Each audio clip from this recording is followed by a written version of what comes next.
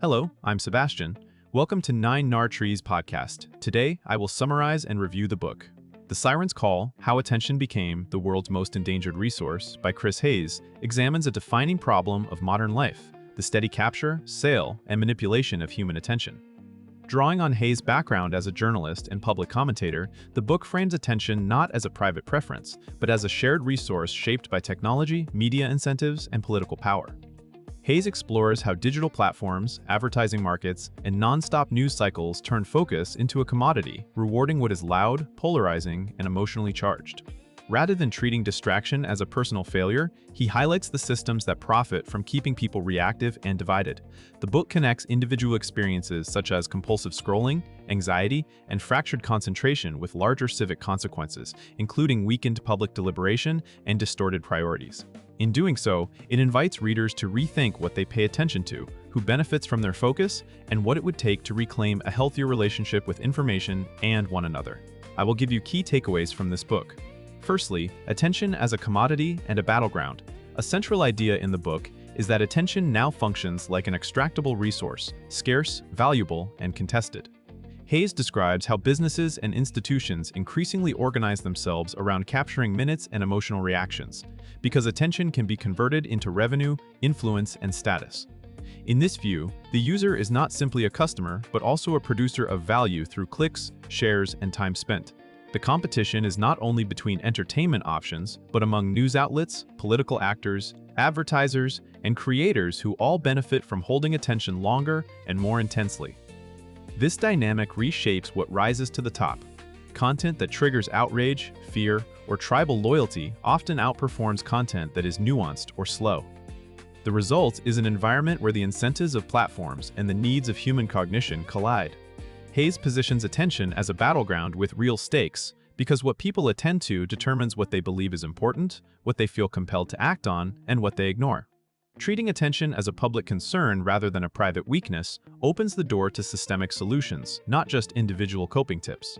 Secondly, the machinery of capture, platforms, feeds, and metrics. Hayes analyzes the infrastructure that turns attention into measurable units and then optimizes for growth. Social platforms, streaming services, and modern media ecosystems rely on metrics such as engagement, watch time, and shares to decide what to recommend and what to amplify. Even when the stated goal is connection or information, the operational goal often becomes maximizing the behaviors that keep people on the service. This produces feedback loops. Content that spikes interaction is shown more widely, which attracts more interaction, which further boosts its distribution. The design choices that support this system include infinite scroll, notifications, autoplay, and algorithmic ranking, all of which reduce friction and encourage habitual checking. Hayes also links this to the pressures on journalism and public discourse, where editors and producers face constant data about what draws attention, making it harder to prioritize depth, context, or patience. The machinery does not need a conspiracy to be harmful. It only needs incentives that reward capturing attention regardless of downstream effects. Understanding these mechanics helps readers see why willpower alone often fails and why redesign, transparency, and governance matter. Thirdly, from distraction to distortion, effects on mind and meaning, beyond lost time, Hayes focuses on how constant stimulation changes the texture of thinking and the sense of what matters.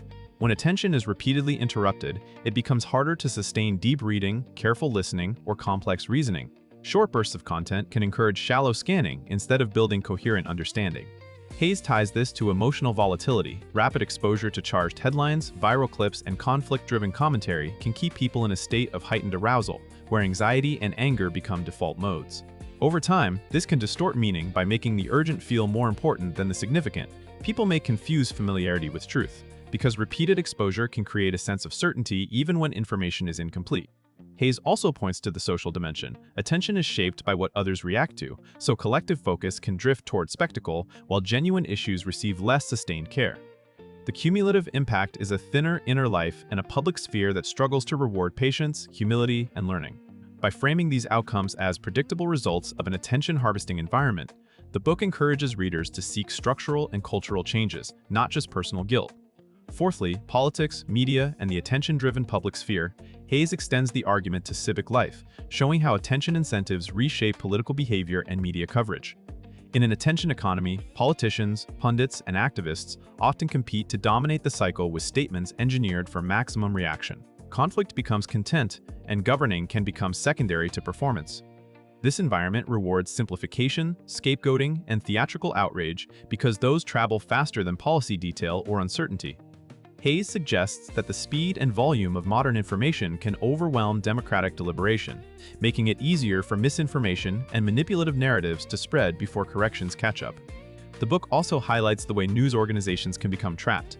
They may want to inform, but they are pressured to survive in markets where attention determines revenue. As a result, coverage can tilt toward drama, personalities, and horse race framing. Hayes does not reduce this to bad actors alone. He emphasizes the ecosystem that continually rewards attention-grabbing tactics. The civic cost is a more fragmented public, less shared reality, and less capacity to focus on long-term problems. Seeing these patterns helps readers evaluate media habits, recognize incentives behind messaging, and support institutions that prioritize public value over engagement spikes.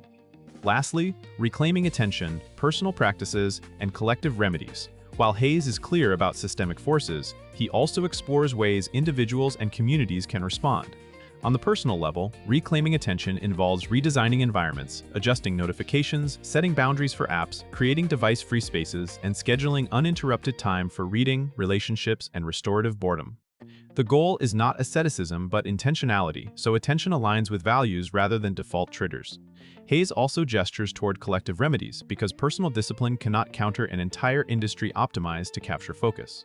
Possible solutions include platform accountability, design standards that reduce manipulative features, transparency about recommendation systems, and reforms that change the financial incentives of media.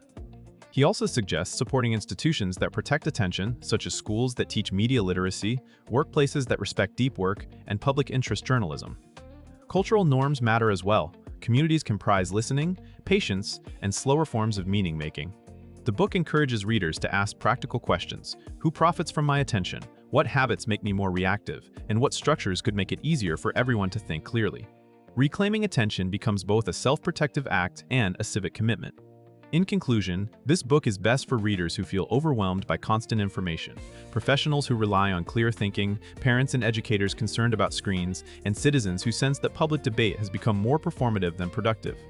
It benefits daily life by helping readers identify why distraction feels so hard to resist, and by offering a framework for aligning attention with priorities such as relationships, learning, and meaningful work.